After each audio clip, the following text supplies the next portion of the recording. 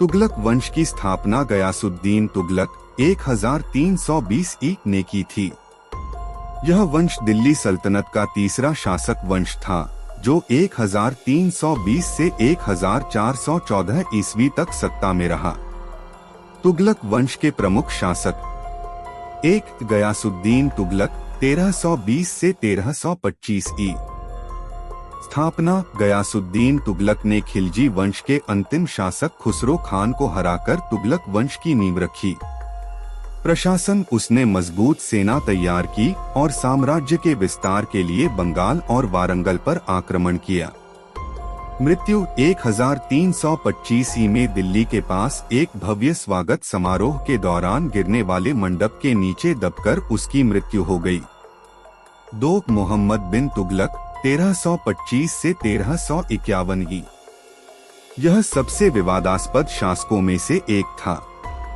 नीतियां: राजधानी परिवर्तन: दिल्ली से दौलताबाद, महाराष्ट्र स्थानांतरित किया, लेकिन असफल रहा। टोकन मुद्रा: तांबे के सिक्कों को चांदी के सिक्कों के समान मूल्य दिया, लेकिन जालसाजी के कारण असफलता मिली। मंगोल आक्रमण: इनके शासनकाल में मंगोलों ने उत्तर पश्चिमी भारत पर हमला किया।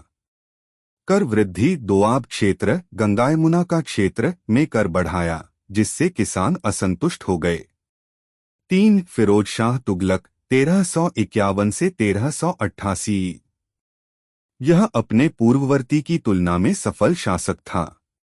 नीतियां: दास प्रथा को बढ़ावा दिया।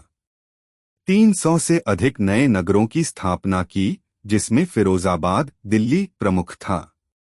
करों में कमी की और कई सार्वजनिक निर्माण कार्य, कुआं, नहर, मस्जिद कराए। जजिया कर को गैर मुसलमानों पर लगाया। 4. तुगलक वंश का पतन 1388 से 1414।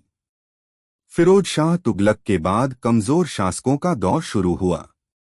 1398 में महमूद तुगलक के शासनकाल में मुगल आक्रमणकारी तैमूर ने दिल्ली पर हमला किया और इसे बर्बाद कर दिया।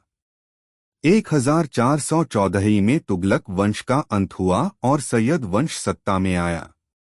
तुगलक वंश की विशेषताएं: प्रशासनिक और सैन्य सुधार किए गए। वास्तुकला में तुगलकाबाद किला और फिरोज शाह कोटला प्रमुख हैं। अर्थव्यवस्था को सुधारने के प्रयास किए गए, लेकिन असफल नीतियों के कारण गिरावट आई। तैमूर के आक्रमण से इस वंश का पतन हुआ। तुगलक वंश भारतीय इतिहास में अपनी विवादास्पद नीतियों और सैन्य अभियानों के लिए जाना जाता है।